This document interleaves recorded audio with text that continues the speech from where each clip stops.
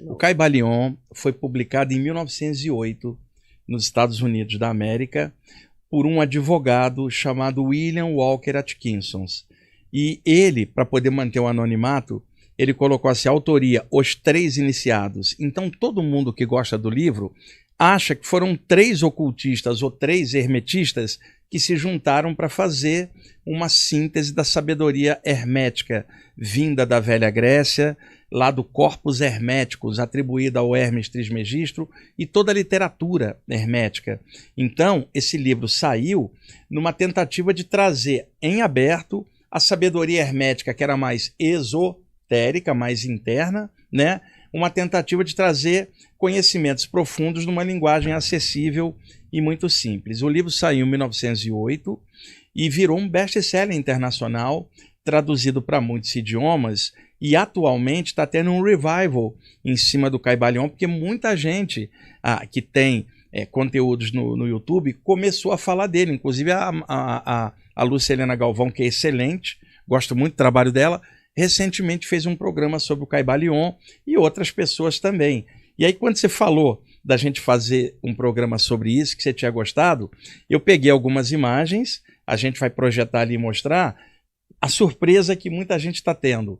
Não são 3 iniciados, é um cara só, chamado William Walker Atkinson. As pessoas podem pesquisar, é informação, elas vão achar essa informação, e aí eu vou mostrar quem é o autor, a capa do livro, e daí a gente vai pegando trechinhos do livro, 7 princípios, e aí a gente vai desdobrando. Na verdade, Ju, eu quis fazer não somente um bate-papo aqui, porque você é excelente para conversar, entrevistar, uma pequena aula, assim como eu faço nos meus cursos, e eu quero oferecer isso aí hoje com uma profundidade, porque esse material merece, né? Merece muito. E um detalhe como introdução, dentro do contexto iniciático clássico da Velha Grécia, aqueles estudos herméticos eram internos, não era um conhecimento em aberto.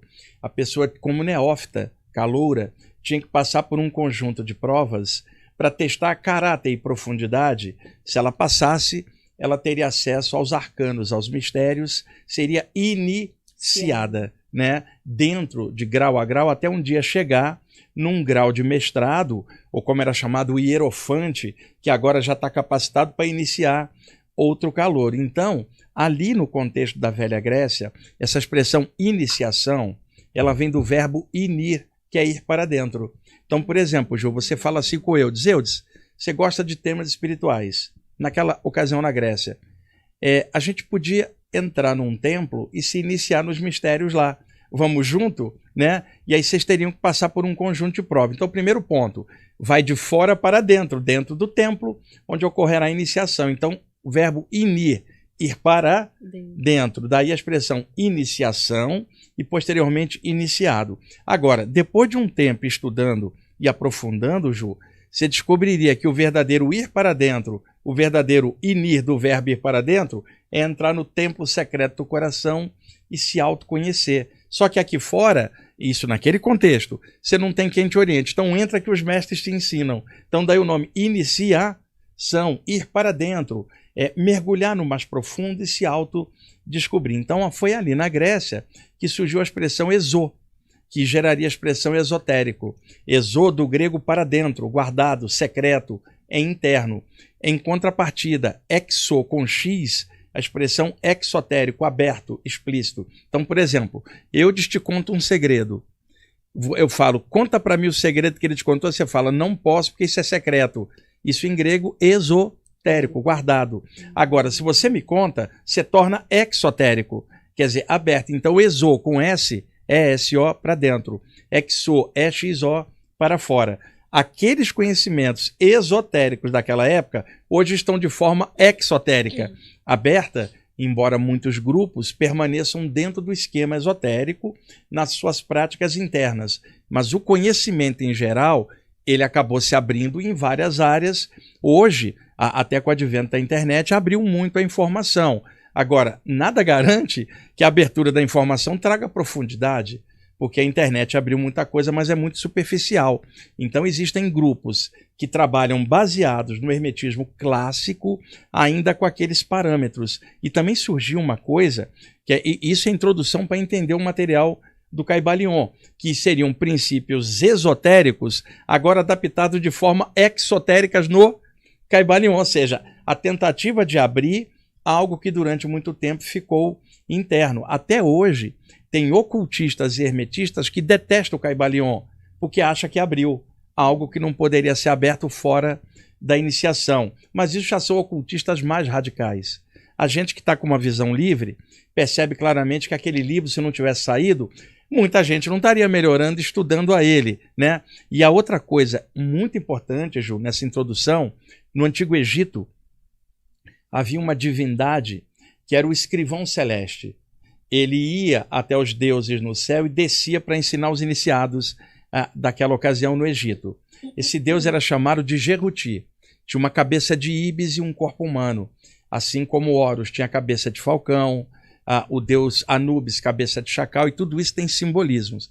A cabeça de íbis, e ele estava sempre com a pranchetinha anotando tudo. Por que íbis? A íbis é uma ave grande, com um bico muito grosso, que ficava nas margens do rio Nilo, no Antigo Egito, matando pequenas serpentes com o bico. Então a população achava que aquela ave era benfeitora. Então, na hora que os iniciados egípcios imaginaram um escrivão celeste que sobe lá e desce, colocaram um homem com a cabeça de íbis, era uma metáfora. Séculos depois, os gregos, emulando algumas coisas da iniciação egípcia, já na moda grega de ser, que era diferente, colocaram esse personagem, mas não tinha muito a ver essa divindade com cabeça de íbis com a cultura grega.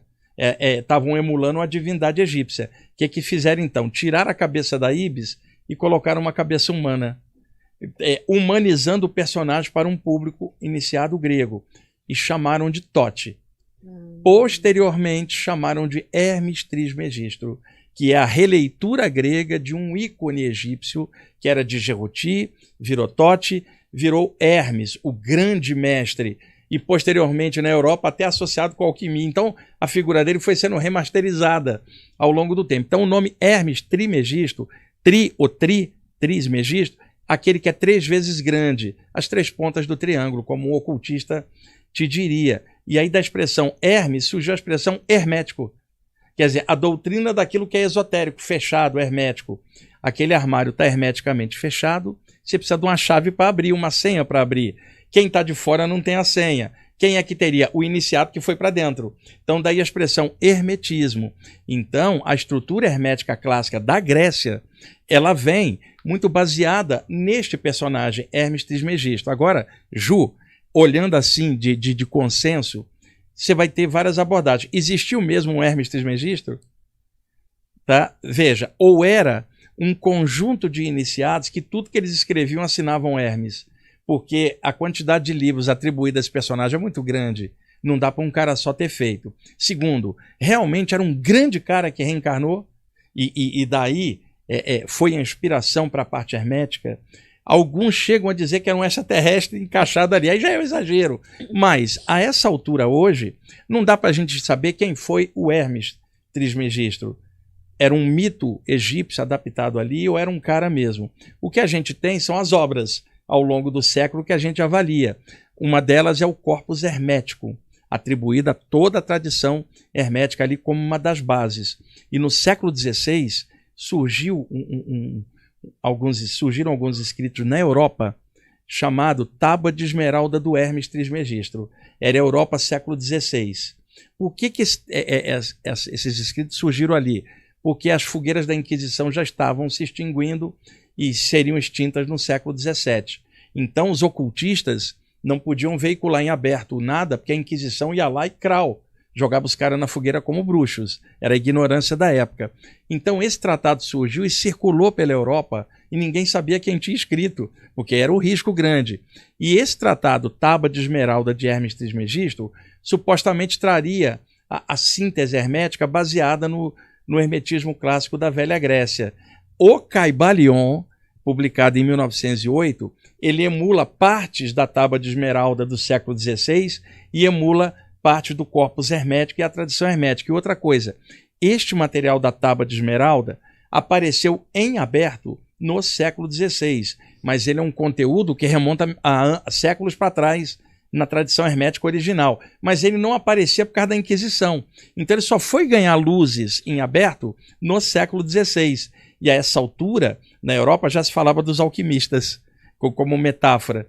E aí passaram a dizer que o Hermes era um alquimista. Veja, ele foi ganhando muitas releituras, até chegar ao Caibalion, 1908, publicar a síntese, como se ele tivesse pego a Tábua de Esmeralda, o Corpus Herméticos e a tradição clássica, e em conta-gota jogasse de forma aberta, que é o livro Caibalion de 1908. Você gostou desse corte? Então clica aqui embaixo, olha na descrição se você quiser assistir o vídeo inteiro, que está muito legal.